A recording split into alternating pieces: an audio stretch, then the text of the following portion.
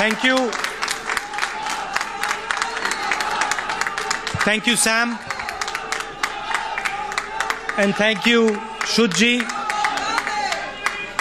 I'd like to welcome all the people on the stage and every single one of you in this room. Okay. I'd like to welcome every single one of you in this room. You know, many years ago, Sam came to India and he told you the story of Indira Gandhi ji listening to his presentation. I think, Sam, it was 1982? 1979. I think you came again in 1982.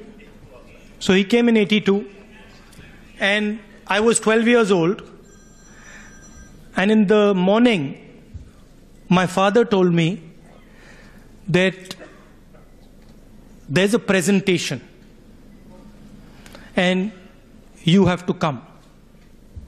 I didn't know what presentation meant. I thought I was going to get a present. Anyway, I went there and my sister and me were made to sit down in the back of the room quietly. And we sat there for 6 hours. And Sam and my father discussed computers. I didn't quite understand what a computer was. Nobody actually in 1982 really understood what a computer was. To me, it looked like a little box with a TV screen on it. And frankly, I didn't like that presentation because as a little kid, I just couldn't stand the fact that I had to sit there for 6 hours. And 4 or 5 years later, I started to see the result of that presentation.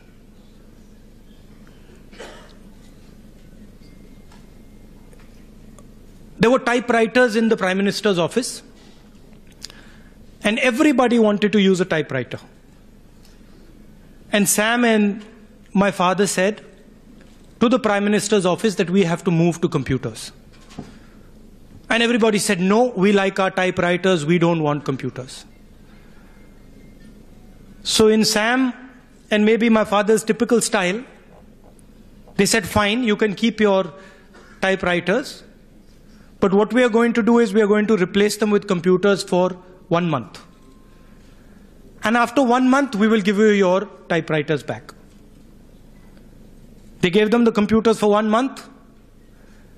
And then after 1 month, they said, okay, now we are bringing your typewriters back. And everybody started to fight. No, we don't want our typewriters back. We want the computer. Ideas take time to travel into India. But when an idea is good, India understands it very quickly and uses it and shows the world how it can be used. I've been talking to Sam, and I made a point to him in the car, and he said, oh, I had never thought about that.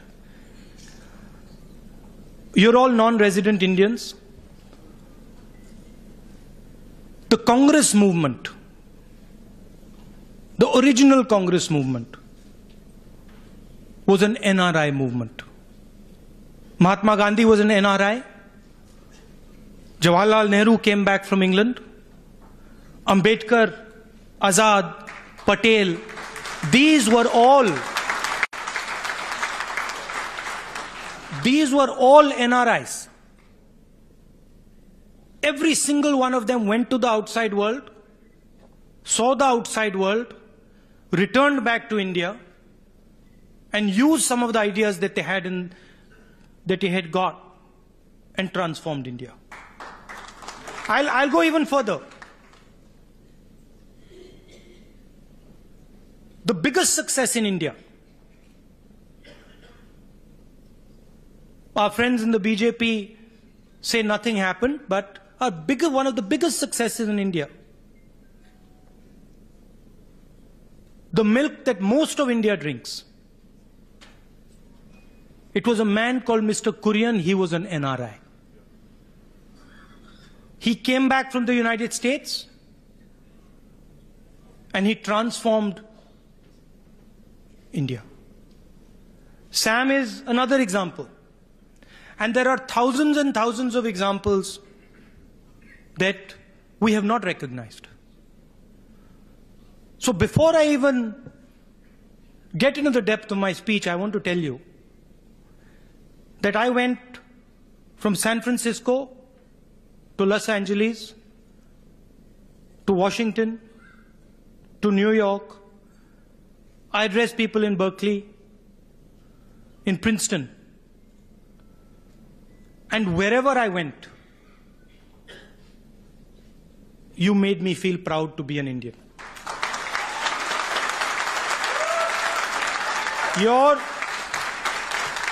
Everywhere you look in this country,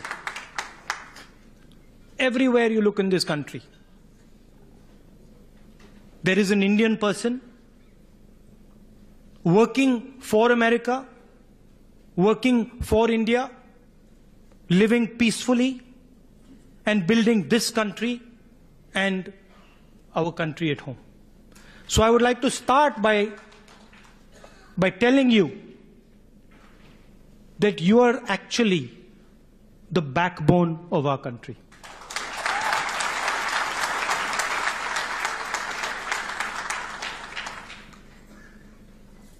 Some people view India as a geographical construct. They view India as a piece of land. I don't view India as a piece of land. I view India as a set of ideas. So for me, anybody who has the ideas that make up India is an Indian. We have many religions in our country. We have many different languages in our country. Every single one of them lives happily together. And the reason they have been able to do so are the ideas of the Congress Party. Sam Pitroda just said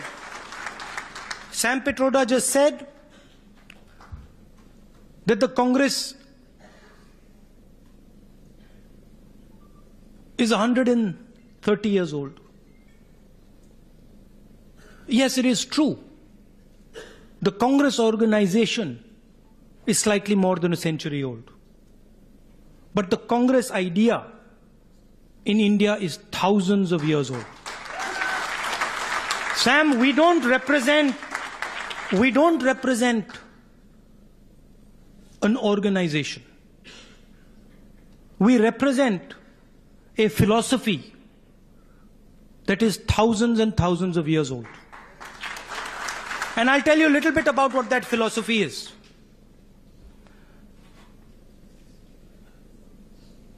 What did Gandhiji actually fight for? What was our freedom movement about? What did Mr. Kurian do? What did Sam Pitroda do? And what do thousands of NRIs do? They stand up for the truth. It doesn't matter what is standing against them. When they believe in something and they are convinced that that is the truth, they stand up for it and they pay the price for it. That is the Congress idea. I had a lot of conversations in my trip. I met a lot of people in the administration. I met people from both Democratic and Republican parties. I met many friends, NRI friends. And I must tell you, I was very surprised. Because before I could even tell them what I was feeling, before I could even tell them what I was worried about, they told me exactly the same thing. And the single biggest thing most people told me,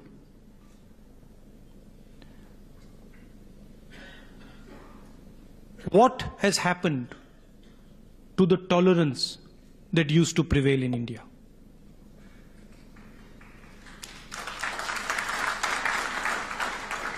What has happened to the harmony in India?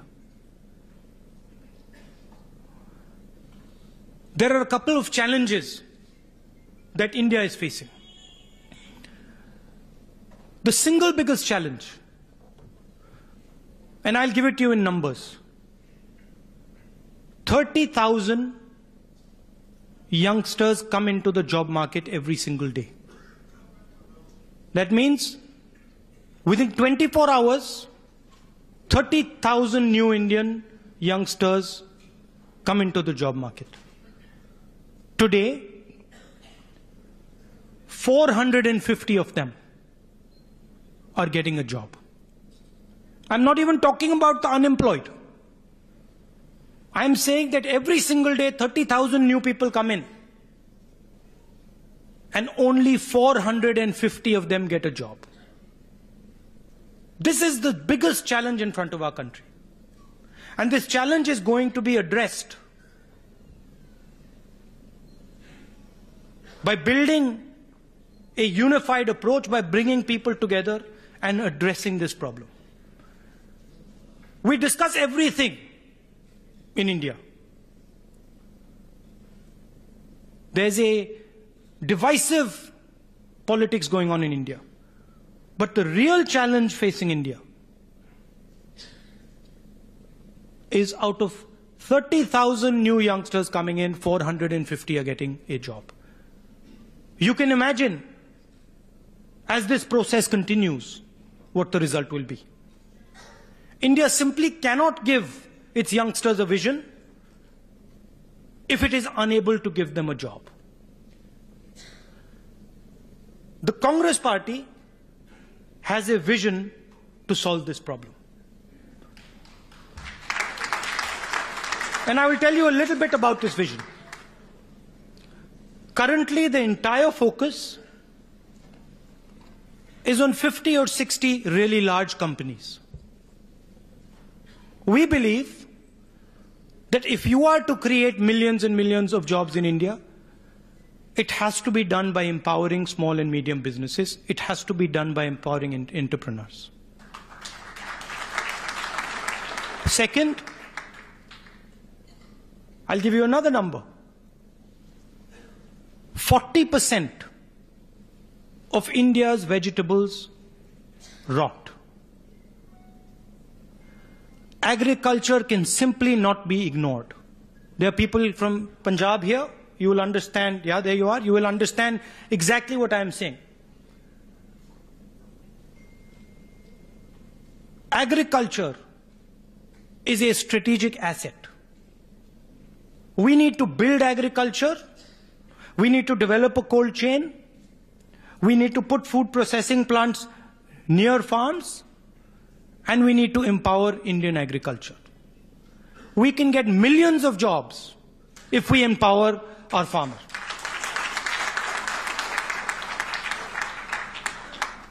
Healthcare is going to transform.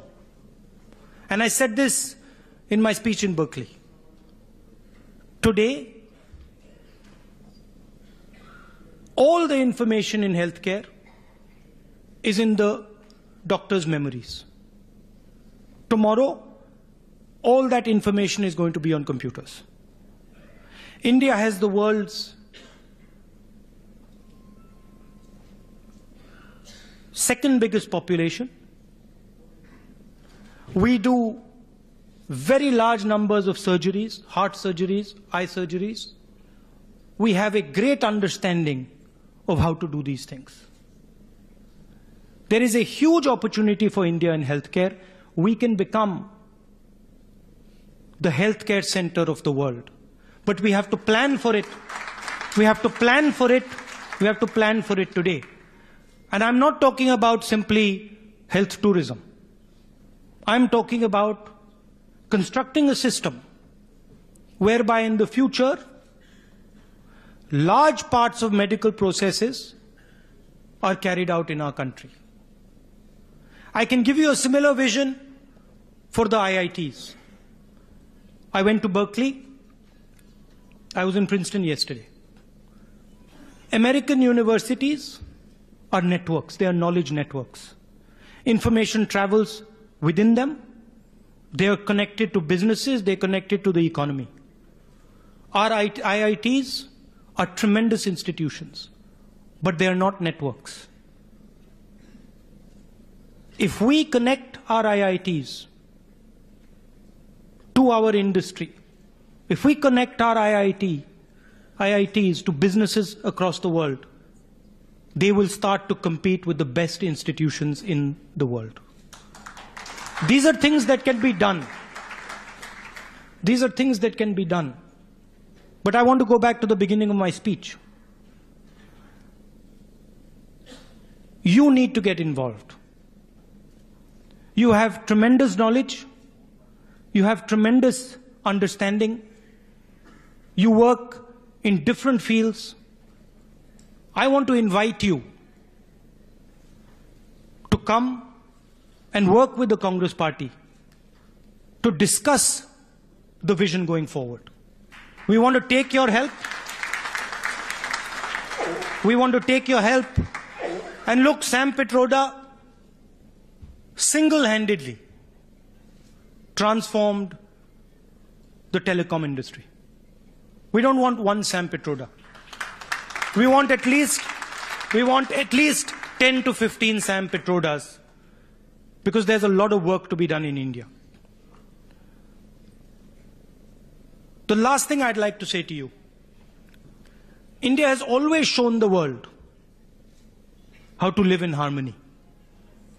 For thousands of years, India has had a reputation of peace and harmony.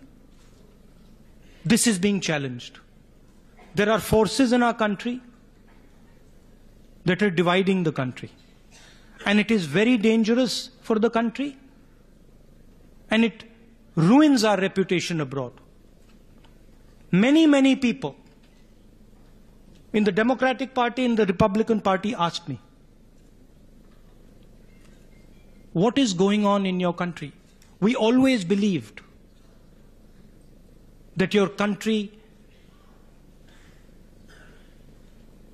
worked together. We always believed that your country was peaceful.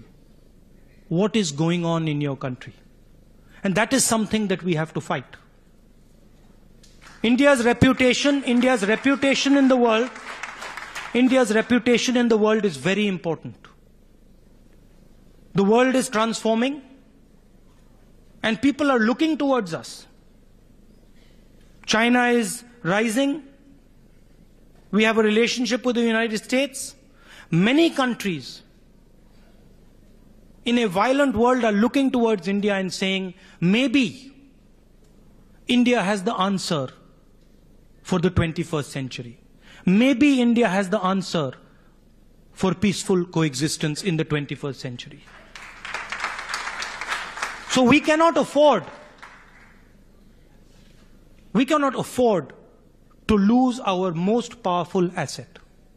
Our most powerful asset is that 1.3 billion people lived happily, non-violently, peacefully. And the world respected us for that. And this is something that as Congress people, every single one of us has to defend. India is a country that belongs to all its people. Doesn't matter who they are. I can see my Sikh brothers. I can see people from different states. India does not belong to any one of you. India belongs to this entire room. India belongs to every single one of us, and that is what the Congress Party is.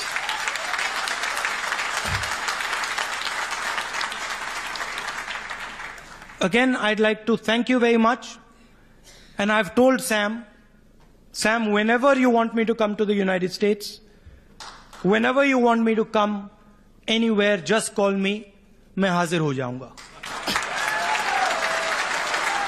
And final thing, I told Sam today, he said about the photographs, and I've learned something. Sam, हमारे यहाँ individual photograph चलती है. तो I think next time we will give a decent amount of time so that we can have selfies or photographs together. Thank you very much. All the best.